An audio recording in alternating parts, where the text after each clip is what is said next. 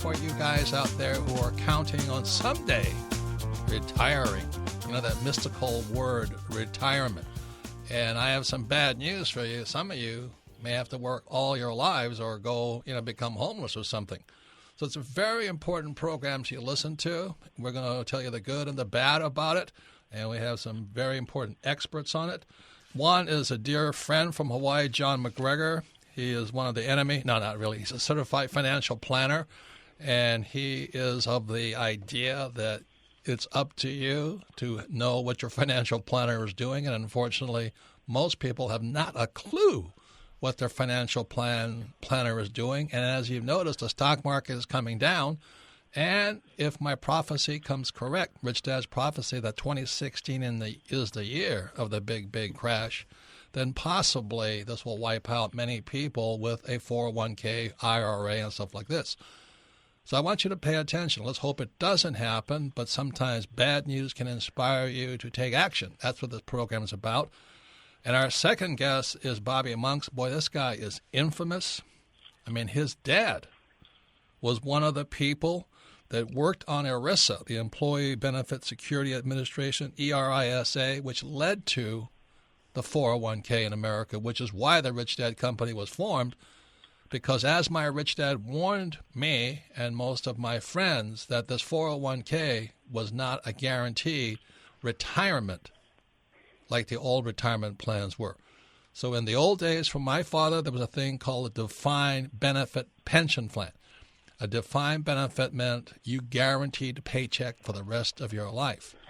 When ERISA came in, it went to what's called a defined contribution, which means you only get what's in there, what's left when it's in there, and there's nothing left. Tough luck. So it's a very, very important program. As you know, the stock market is wobbling, China is wobbling, countries are wobbling, Puerto Rico is wobbling, and the price of oil is going down. So this is a really important program, especially if you hope someday to retirement and enjoy playing golf. So, Kim, what would you like to say? Well, you guys got to listen up, because if you have a 401k, if you have an IRA, if you have a mutual fund, if you have a financial planner or advisor, then you're going to want to listen up, because we are going to reveal through through our two very special guests, some of the secrets behind the scenes of Wall Street and the secrets that go on behind these investment vehicles that could cost you a lot of money or could save you a lot of money. So listen up. So let's start with Bobby Monks. His latest book is called Uninvested. Bobby Monks is a serial entrepreneur who has founded, led, and grown many businesses in the financial services, real estate, media, and technology series. Monks was the chairman of Spinnaker Trust, managing over $1 billion in assets. So welcome to the program, Bobby. Welcome, Bobby. Thank you for having me. So would you give us a little bit of background why you wrote the book Uninvested and why our listeners should get their hands on it and devour it immediately? Well, I think the main reason why I wrote the book was because I have been in the investment process throughout my whole career. I started off as a real estate developer and then moved on to banking. I was a founder of a bank. And I was also chairman of a company called Institutional Shareholder Services, which is the largest proxy services company in the world. And then I've been chairman of two different trust companies, and I've invested through private equity, and I've had many private equity firms invest through me. So I have sort of circled the whole investment process, and what became apparent to me, especially as I was chairman of Spinnaker Trust, that the system systematically takes advantage of the average investor. And by average investor, I mean anyone who has a retirement account, invests through a mutual fund, or invests through individual stocks. And so as what I tried to do in the book was essentially to demystify for the average investor what the system is like, and then to provide some tools for the investor so that they can renegotiate and regain control over their investment process. So are you concerned about the people my age, the baby boomers and younger, who are counting on their IRA or 401k and the stock market per se to carry them into the rest of their lives, their paycheck for life? Are you concerned for them? Yes, I'm very concerned. I mean, you take the 401k, which is the principal retirement vehicle for defined contribution plans, and you look at the legal larceny that is associated with it. First of all, you have so many fees, and a lot of those fees are often undisclosed. So there are you can get up to almost 2.5% charged to you without really knowing it. And just to give you an idea how much that costs someone over a period of retirement, if you have a 1% fee on $25,000 for 35 years with an average return of 7%, that costs you $65,000. So you're gonna invest $25,000 in this fund, and you're gonna end up paying $65,000 in fees over a 35-year period. Wow. Yeah, if just on 1%. Just on fees. So if you're paying 2.5%. Then you're really paying an outrageous amount of money. And how else? What's wrong with that, Bobby? Well, again, who owns the money? Right. Do you own the money, or do they own the money? Yeah. And then there are there's I'm not sure if you guys are familiar with revenue sharing, which is a perfectly legal process, but is very common in the industry. And that is where a mutual fund essentially pays to become part of the menu of a 401k, and they pay the administrator.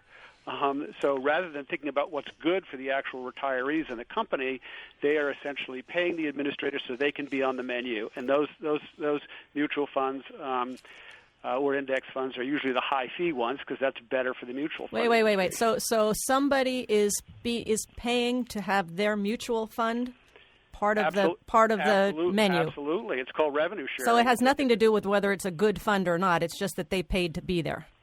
You pay to play. It's good for the employer, but not necessarily good for the employee.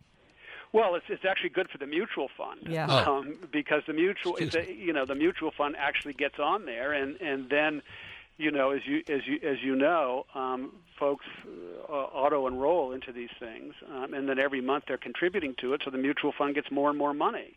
But they paid to get onto the menu. Right. And revenue sharing is a very, very common practice in the industry. Some people would call it a bribe. Some people would call it an incentive, but in the industry calls it revenue share. So our other guest is John McGregor, a dear friend from Hawaii. He is a certified financial planner, and he is working on his book, which will be part of the Rich Dad series. It's about what your financial planner isn't telling you or what you need to do if you want to have a paycheck for the rest of your life. So welcome to the program, John.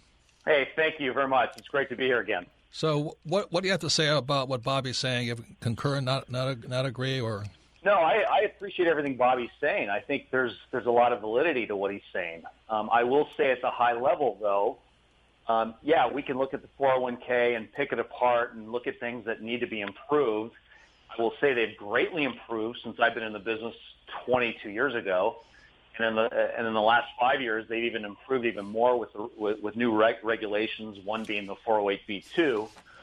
Revenue sharing is definitely an issue, but we are getting to a point where there's a lot more transparency in these 401k plans. But the bigger issue is, if there wasn't a 401k, what's the option for individuals to save for the retirement? As Bobby mentioned, defined benefit plans are going away.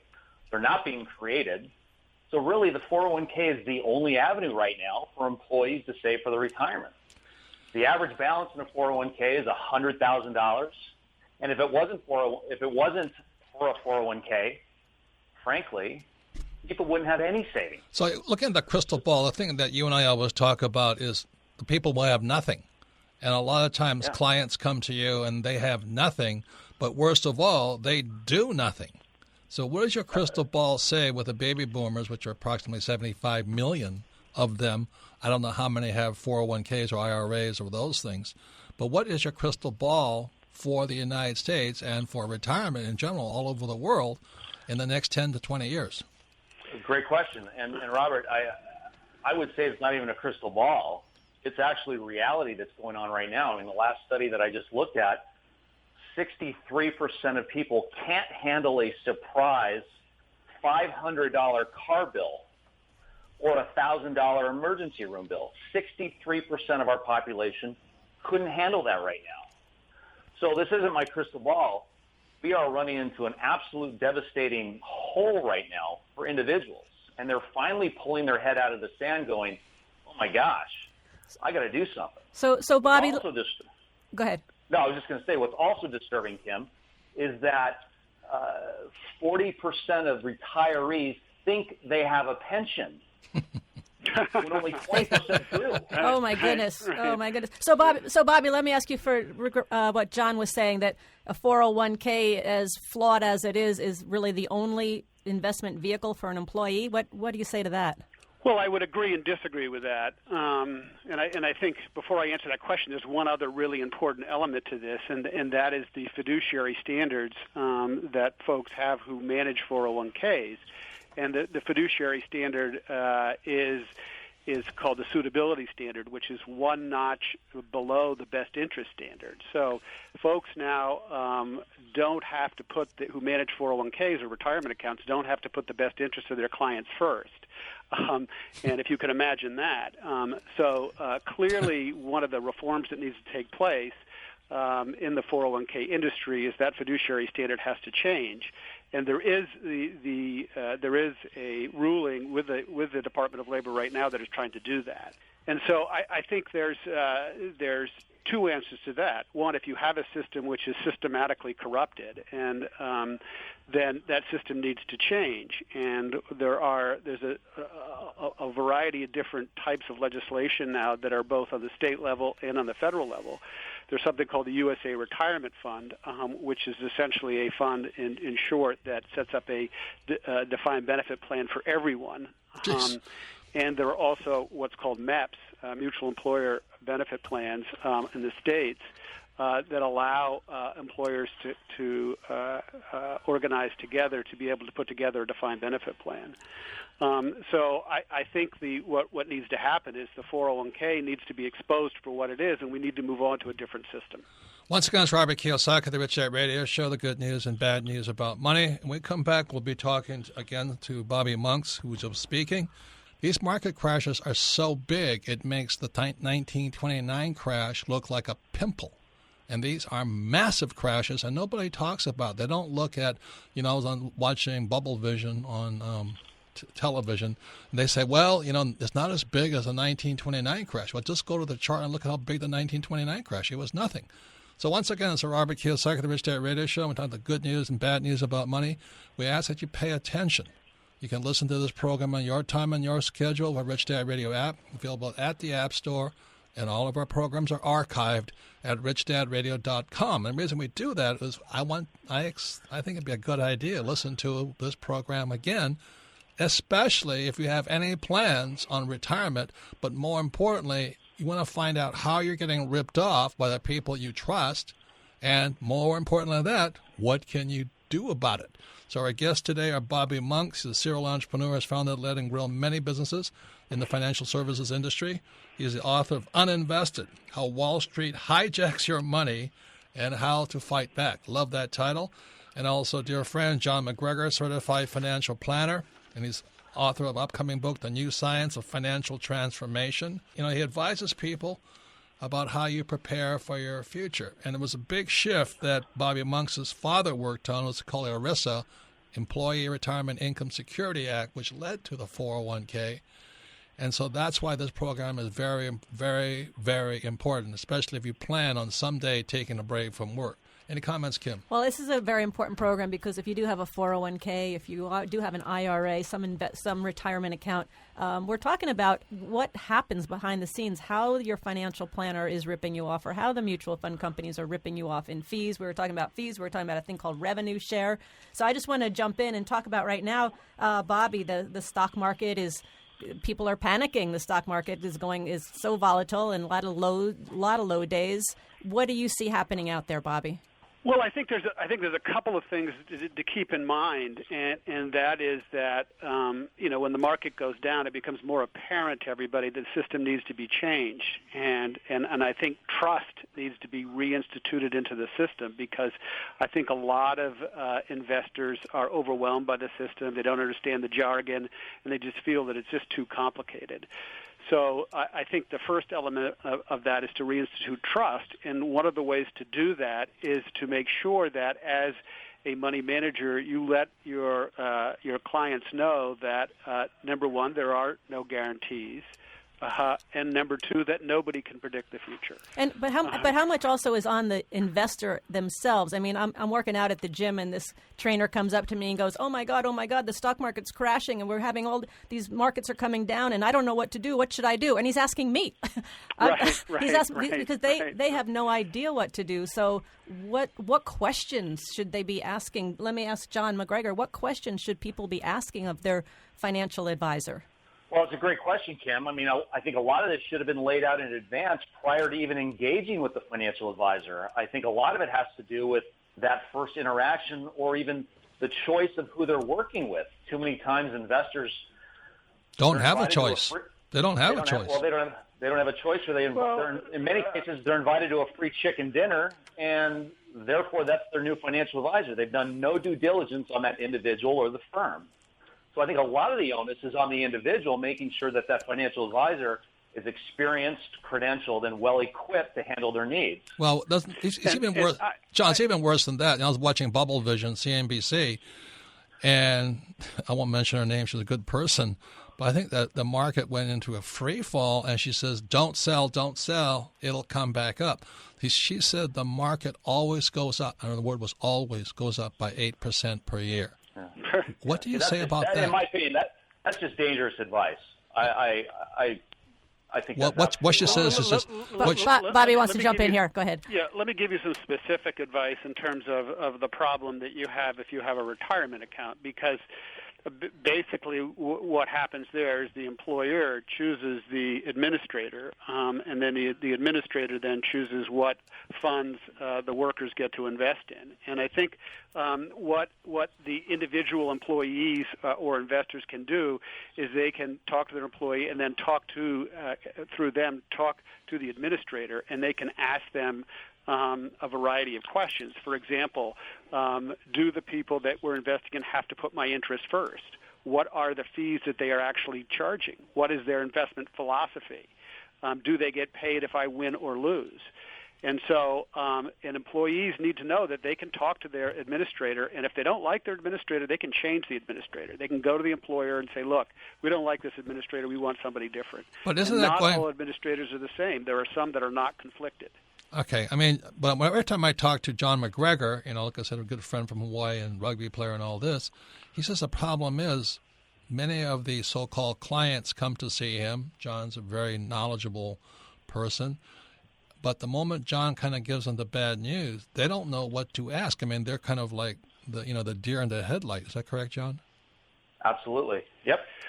Well, again, I think, I outline in my book a series of different questions that they can ask and that are really important, and the ones that I just articulated are really important as well. And the biggest one is the fiduciary standard.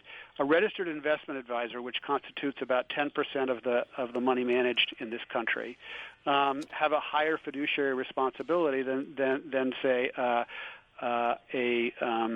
typical money manager like BlackRock or Vanguard or Fidelity. Well, what you say in your book is roughly 90% of these financial planners are salespeople or brokers. Correct. They're only 10% are financial advisors at RIA, Registered Investment Advisors. So what's the difference in level of standard? Well, the registered investment advisor has to put the best interest of the client first. You mean all of them don't do that? No, they don't. They have what's called a Suitability Standard. What is that?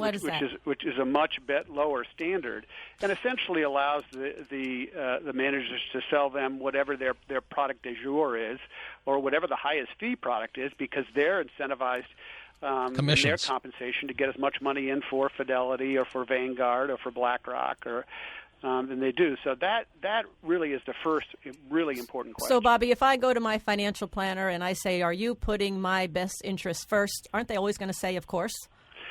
But I would add to that question. I would say, do you have to adhere to the best interest fiduciary standard? Or are you a registered investment advisor? Or are you a registered investment advisor, Okay. or are you working through a trust company? Once again, it's Robert Kiyosaki of the Rich Dad Radio Show. We're talking to John McGregor and Bobby Monks. They both work for those of you who have these things called 401ks, IRAs, and all this stuff. As you may have noticed at the stock market, a lot of people don't notice, which is amazing. The stock market has crashed in 2016, and it may be bad news for those who are baby boomers who don't have enough money set aside to receive a paycheck for the rest of their lives. So, John, are you an RIA, registered investment advisor, or are you one of those broker guys? I'm actually a hybrid, but I'm glad we're bringing up this conversation because there's a lot of confusion around this RIA or registered representative and who has a higher level of standard of care. To Kim's point, if anyone asks an advisor, regardless of what hat they're wearing, are you looking out for my best interest? Everyone's going to say yes, absolutely. So the point that an RIA has a higher level versus a registered is just verbiage. There really is no difference. I don't know a single financial advisor on either side that is not looking out for the best interest of their client. Having done this for 20 years and training a lot of financial advisors. Plus, on the compensation side, at this point now, even going back 10 years, there is no incentive for an advisor to sell one product over the other. There's level compensation. So John, that's not what my friends tell me. I hate to tell you that. Yeah, I guess I would disagree with both of your assumptions. I just think you're wrong. No, John, because I have a friend who manages funds, and he says it's nothing to do with the client. It has to do with commissions, and he calls them buckets. And it has to do with assets under management. I mean, the whole business now, rather than focused on what's good for the client, is focused on how many assets can we get under management, because that's how people are compensated. Oh, no question about that, Bobby. Yeah, of course. Right, and so there's no focus on what's good for clients. I mean, but every advisor in the space is incentivized to bring in more assets, just as any bank or trust company is. But the issue is with the RIA. But I just want to make a point on the RIA. I just want to make a point on the RIA because there's this huge migration of advisors becoming RIAs, and the reason is because there's less regulatory oversight as an RIA. Bernie Madoff was an RIA. Don King, the boxing promoter, is an RIA. If you want to be an RIA, you fill out a 2-page form, send a check to the state of Phoenix or Arizona, and tomorrow, Robert and Kim, you guys are RIAs. That's good. I'll do that right away. All those fees. I'm not defending IRAs as being someone who has I'm just saying that they have a higher legal fiduciary responsibility, which they do. Let me ask a question. Is there a difference between, John, you have your own business, you're not self-employed, are you but independent, you're John? independent, you're not with a big firm. Is there a difference, Bobby, between the independent, entrepreneurial advisor versus the big firms? I think that there definitely is a difference in my opinion, and I'm not saying that every money manager is a boogeyman. I've been a money manager for many years, but what I am saying is the system is broken, and what happens is the system caters to our darker angels. And so, as I mentioned earlier, rather than focusing on what kind of a product can we sell that's really good for the client, people end up selling in order to get more assets under management because that's how they get compensated. I understand that. Rather than disclosing all the fees, they only disclose part of the fees. And in many cases, folks don't even know what all the fees are. They can't tell you what they are because they're so complicated. If you've ever read a prospectus, which is, quote, supposed to be written in plain English, there's no way anybody could get through the 150 pages of that. And a lot of the fees are down in small print. Our guest today is Bobby Monk. He's the author of the book Uninvested, and this guy knows what he's talking about. He comes from the financial services world. His father, Robert A.G. Monk, served under President Reagan and directed the pension, welfare benefits, It's called ERISA, which led to the 401k, which is a good idea. But it was, the profits were sucked out in a thing called fees. Our other guest is dear friend John McGregor. He's a certified financial planner. He's the author of the upcoming book, The New Science of Financial Transformation. This is the point of this program.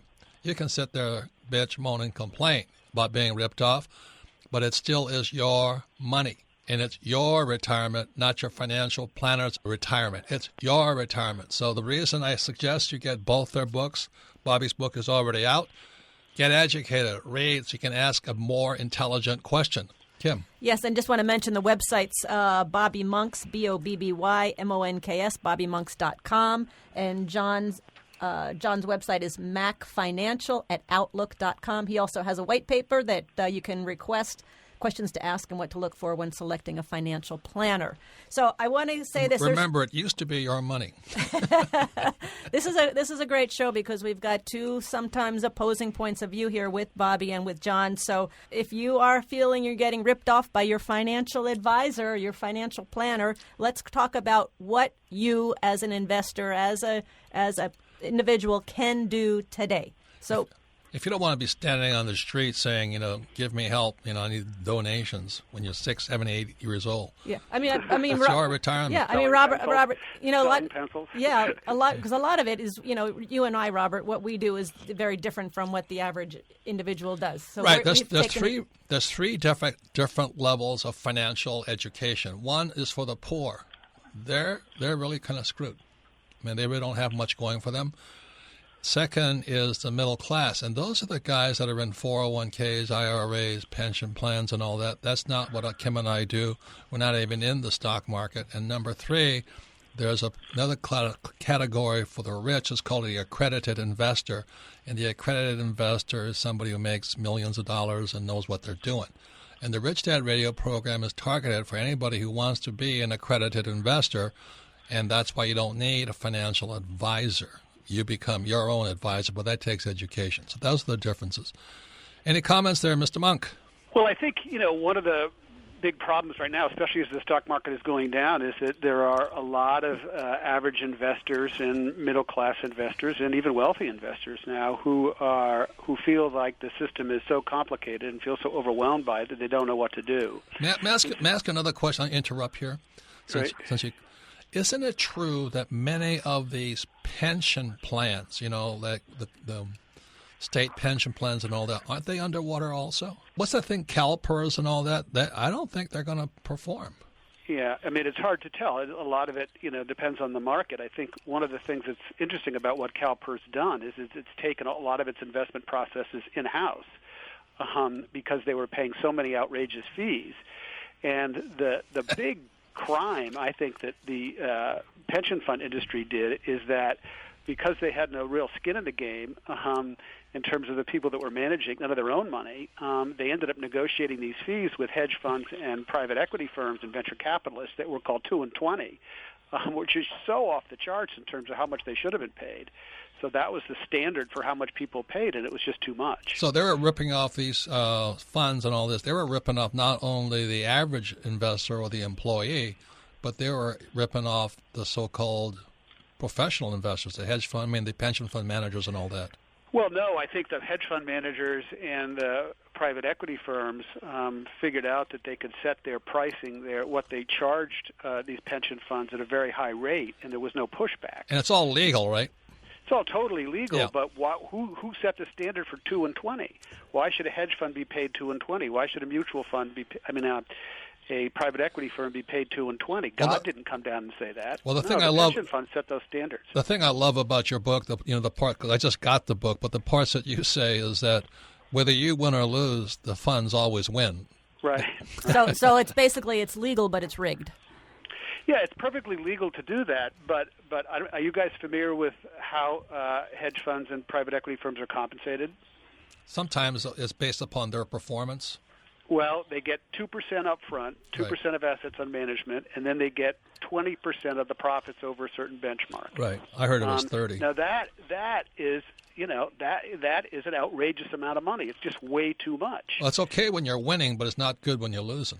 Yeah, but it's hard to win when you have fees like that over a long period really? of time, and that's why CalPERS basically said, "Look, we're not going to do this anymore. We're going to start pulling this stuff back in house and invest directly." Okay, John. I'm a hardworking individual. I've got a 401k, and I'm listening to this, and I'm like, "Wow, what is there a solution to this?" John, jump in, John, because you deal with all these guys like my age, who really have not a clue right now, right? Yeah, just going back to the hedge fund conversation, Bobby's right. These fees are exorbitant. That's what they were charging, and that's what they were getting. So I don't blame the hedge funds. I blame the CalPERS pension system for paying those fees to begin with. Amen. And why did it take so long for these CalPERS consultants to wake up and go, oh my God, look at how much we're paying these people? It's absolutely absurd. The same conversation goes to the individual investor who's been working with somebody for many years and finally wakes up and realizes they've been overcharged. Well, it's not only, John, it's not only that. Most mutual fund guys, they haven't performed better than the S&P anyway. I mean, they got paid and they didn't do any better than the S&P average. But I think John's point is a really good point, and the people to blame here are the consultants for the pension funds or the pension funds themselves. That's right. Because they set a standard which basically allowed people to be part of the 0.25%. So is that the same as an individual should be also looking at their statement? If I get my 401k statement, can I see in there what fees are being paid and what's going on? No, you can't, but you can go back to your administrator and get them to put it together for you and see if they can actually do it. My view is they can't. Actually, in today's world, you'd be surprised at the statement and the level of transparency now. It's not perfect. There's still missing fees in there, but I think you can get 80% there in terms of what you're being charged. But this is the worst part. Yeah, but if you look at, and I don't disagree with John on that one completely, but if you look at, so the administrator charges, and then the administrator hires a manager, the manager charges, and then they hire a mutual fund, and they invest in a mutual fund, then you have so many layers of fees. And also trading costs are often almost never included in the expense ratios. So that's why you should get your Bobby Monk's book, Uninvested, How Wall Street Hijacks Your Money and How to Fight Back. That's the purpose of this program. The other point I want to make here is this. Let's say I'm right. Let's say 2016 is the biggest crash in the history of the world. You look at 120 years of the Dow, you'll see this baby is coming. All-time highs, all-time lows coming. The point here is this. Most of these fund managers are not professional investors. They have to ride only one direction in this market. They don't know how to make money coming down. That's my concern. So this idea, like I hear on CNBC, oh, don't worry, you'll make 8% per year. I'm going, you got to be kidding me. Those days are gone. Any comments on that, John? Yeah, there's no question about that. I mean, we're facing very uncertain times. And, you know, the old mantra on Wall Street is invest for the long term, right? It's not timing the market, it's time in the market. And arguably, you can make a case that, a lot of people made money just by buying and holding. That was for the last 30. That was up until the year 2000. Yeah, going forward, I can't say that anymore. The long term looks extremely scary to me, considering we've got $20 trillion in debt and climbing. So what are you telling your clients? Well, a couple of things. This doesn't make me opposed to the stock market or the bond market at all. I think people need to have access and exposure in that marketplace, but they also need exposure elsewhere, whether it's real estate and commodities, gold, and natural resources, et cetera. But I think it's important for them. Well, first thing is to really understand your financial advisor and make sure that person knows what they're doing. And I have that white paper that really helps people guide them to find the right person. But in terms of an investment strategy, that financial advisor has to articulate an investment strategy that they have. Many don't do that or can't do it. But I think it's important that people have a combination of an active and a passive investment strategy, but most importantly, one that has a sell strategy, one that gets people out of the markets when things are going haywire like they are now. Most of these investment strategies stay fully invested 100% of the time, and there's no mechanism to get people out of the market. Because most funds can only invest in one direction. You cannot go the other direction. Right. So once again, it's Robert Kiyosaki at the Rich Dad Radio Show, the good news and bad news about your 401k, IRA, or pension, or are you going to be able to retire? Comments, Kim? Well, I think I'm going to go back to number one person that's got to be responsible here is you, the investor. And it's your money. You work really hard for it, and you need to know what's happening with it. So if I could go we're just almost out of time, Bobby, if I can ask one action step you would give our listeners today if they've got a retirement plan, a 401k, an IRA, what's one action step they could take? I think I would echo John's point, and that is that you really want to make sure that you know who is working for you and who's investing. You know, when you go to buy a vacuum cleaner, you spend a certain amount of time on the internet searching about what are the best products and what are the best vacuum cleaners you can find, and you need to go exactly through that same process when you're looking for an investment manager. And the reason John McGregor is part of us. And again, his contact is macfinancial@outlook.com. He was his white paper. Please read it. It's free. But the thing is, most people will come to him. They don't have anything, but worst of all, they don't have anything inside their head. They don't even know what to begin to ask. Is that correct, John? Yeah, here's the problem. They've accumulated financial assets all their lives. They purchased insurance policies from their uncle, investments from their neighbor. They end up with a junk drawer. Yeah, they end up with a junk drawer full of financial products. They have no idea. They don't even know where their statements are. And then when they come to me and we get organized, I can show them all the fancy graphs showing that they're off target or they're on target. In most cases, they're off target, and they're going to run out of money at some point in time. And they get all excited in my office, and we lay out a game plan. But as soon as they walk out my door, it's back to normal, status quo. They do nothing. That's the problem. The challenge. And that's why I thank you guys, for being on part of this program.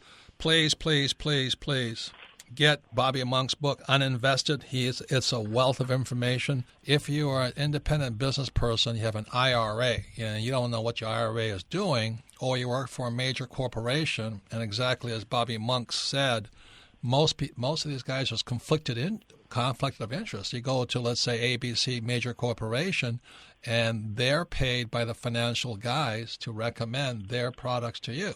So that is a conflict of interest. And once again, I thank Bobby Monks. He's the author of Uninvested, How Wall Street Hijacks Your Money and How to Fight Back. And John McGregor, a personal friend from Hawaii. John is a certified financial planner.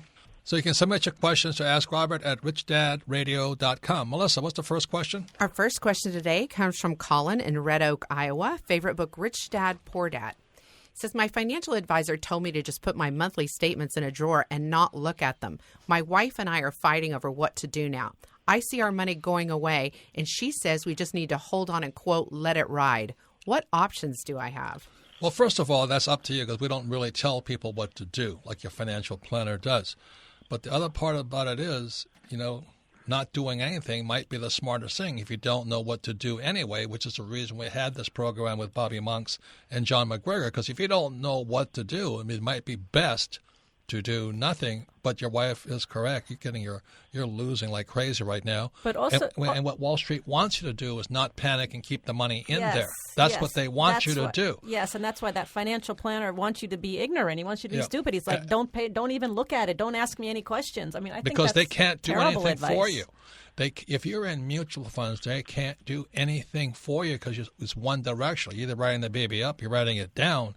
And even going down today, they don't know what to do. Any comments there, John? Yeah, John, what do you think? What if a financial planner says just don't even look at it?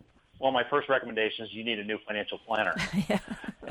Good point. But it might not be bad advice, right, John, if the guy they don't know what to do anyway. Because that's the reason you're going to be our certified financial planner for Rich Dad is because most people come to you, they don't have anything, and then they walk out because they don't know what to do anyway, right? That's correct, yeah. I've always said there's two great destroyers of wealth. One are fees and one are human emotion. And a lot of times our human emotion is has a much greater devastation on our performance than fees do because our human emotion causes us to panic and sell at the wrong time and buy at the wrong time. So what you really need to do is identify a financial advisor, both of you together. Interview 3 to 5 of them before you make your decision. That's really important. You need a good quarterback to navigate through these markets. A relationship. The idea of burying your head in the sand is not good advice. And the good thing about today, looking for a new advisor, you can ask them for their track record over the last year. If their track record hasn't been good, you got a bad advisor because this is really apparent. You got your butt handed to you. And that's a perfect segue. I knew an advisor who's actually an insurance salesman. And when I say salesman, he was an insurance salesman. They're all insurance salesmen. Right. And then one day he realized he teamed up with a team of advisors that were also selling and offering investment management. And the next day he's now an investment manager making recommendations on investments. So he just went from insurance salesman to investment manager. Didn't know the difference between a stock and a bond, but now is a financial advisor. I was giving you making financial investments. advice. Hey, John, one other thing Exactly. isn't a question the financial advisor should ask of their client is how willing are you to participate? How much participation are you going to give? How much are you willing to get educated and learn? I mean, isn't that part of the process as well? Because this question, if they're not willing to learn, then just put them in a drawer and walk away. That is a great question, Kim, because I think the interview goes both ways, making sure that the advisor is the right fit for the client as well as the client's the right fit for the advisor. And I think it's important that the advisor makes sure he knows who he's dealing with and he understands what the expectations are of the client, but also what's their willingness to get involved and participate and educate themselves so that when these times come, panic doesn't ensue and decisions are made incorrectly at the wrong time. So that's a great question. Absolutely. But John, one of the headaches you and I talk about is that financial advice is not just about picking stocks or bonds and mutual funds. I mean, a lot of it is getting your financial house in order. I mean, your insurance and all those other things, your records. Isn't that true? Yes, no question about it. Most people don't have their act together. Yep. And that's the big problem. And that's what blows them out because they don't want to sit there and go through the drawer and actually put things in order. That's right. I think that's the problem. One of the major reasons people financially fail is that they're completely disorganized. Like I said earlier, they have this junk drawer full of financial products, but they don't even know where they are or what they do. And do you get paid to clean out their closet or their drawer? It depends on the situation. Some advisors will charge an hourly fee to do some of that work. Others will just include that in their asset management fee that they charge to manage their assets. It really depends on the advisor and what their fee structure is. But isn't that where the client should start? They got to take a look in the mirror and see what they got? No question about it. That's the starting point of where they should begin. So you can do that with John at macfinancial@outlook.com, and you can also go to richdad.com, and we have a program called Getting Your Financial House in Order. So there's two resources right there. That's where it starts, you guys. And I will endorse that. I've looked at that document, Kim, and it's exceptional. It will take you step by step in how to get organized, how to document what the values are, where they are. I think that's a great document to get started on. So that's where it starts, you guys. It's nothing to do with picking stocks and bonds and the market going up and down. Is your house in order? If not, get it in order. Next question, Melissa. Our next question comes from Courtney in Bloomington, Indiana. Favorite book, Rich Dad Guide to Investing. With today's markets, I think I need to just pull my money out of my 401k. In other words, just take the hit now and at least try to save some of my money rather than watch it all go away in a market crash. What do you think? I don't recommend that personally. I'm not saying don't do it or do it, but we don't make those recommendations. But there's other reasons you may not want to do it is because this is what Wall Street doesn't want you to do because they'll severely penalize you in money to withdraw. Is that correct, John? Well, it depends on what she's talking about in terms of withdrawal. If she means take the money out, yes, there will be taxes and then a 10% early withdrawal penalty to do that. But if she's referring to just shift the money out of the stock market into a money market fund, that's a different conversation. And my recommendation is it's very difficult to give a specific recommendation to someone I don't know because there's a lot of variables involved. But it really depends, I think, in how far away are you from retirement. If you need that money next year for your retirement income, yeah, that may make sense to take it off the table, get it out of the risky assets, and put it into something much safer. But if you're 20 years away from retirement, you shouldn't be looking at that money anyway. And yes, I think you can ride out the market volatility as it is today. Well, I wouldn't follow that because I hate losing. Rule number one of Buffett is don't lose money. Mm-hmm. Rule number two is don't lose money. Follow rule number one. Not that I've been successful at it. Well, no, we've been pretty successful at it. But part of the game. That's how I learned. But we also have it in our system where we can make money when the market comes down, and a mutual fund cannot do that. Correct? Is that right, John? That's correct. They only make money if it goes up. Right. See, understand this. Right. A mutual fund may say we can only invest in S&P stocks that are going up. That's fine. But when the S&P comes down, they can't come down. You can't change direction. That's the problem with them. So there's a lot to learn, and that's why we have John McGregor. He's coming out with his new book. Hope he changed his title, New Science of Financial Transformation. And we've had Bobby Monk's, MONKS, Uninvested, How Wall Street Hijacks Your Money, and How to Fight Back. Because remember, it's not your financial advisor's retirement, it's your retirement. And you don't want to be standing on the street like millions of people will be with a cup in their hand selling pencils. Next question, Melissa. Our next question comes from Scott in Los Angeles. Favorite book, Cash Flow Quadrant. It says, you talk about an accounting class that you and Kim took when you first met. I want to understand accounting enough to use a system to track my income, expenses, assets, and liabilities, as well as maximize tax advantages from my business and real estate investing. In your opinion, what is the best way to learn accounting for people who want to move into the B and I quadrants? The first question is, do you want to be an accountant? Do you want to be an investor? If you want to be an accountant, you better go to school. But that's the reason Kim and I, back in 1984, 60, I was barely born. 1984. Yeah, I actually, the cash flow game. The very first gift you gave me, Robert, was an accounting class. Now, it wasn't an accounting class in college or university. It was a private game. It was a seminar about accounting. We played games. It went on for 3 days. It was one of the best learning experiences I've had. So there's a lot of ways you can learn accounting.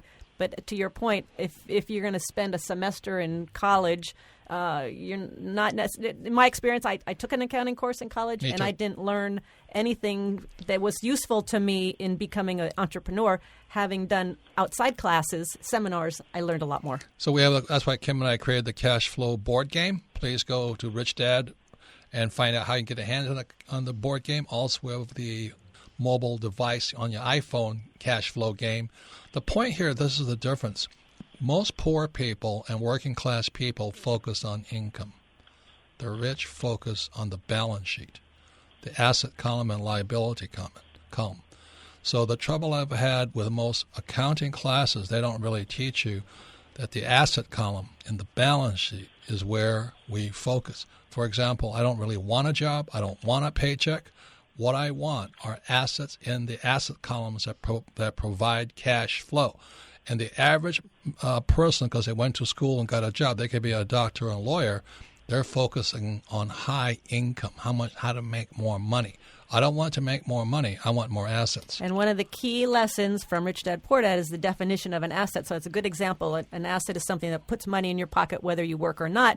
You go to an accounting class at university, and they're going to tell you your wedding ring, your jewelry, your car, all those things that cost you money are assets. Yeah, so that's a big difference. So this is the difference in Rich Dad's cash flow game and traditional accounting. Not that one's better than the other, but you got to know if you want to be rich or middle class.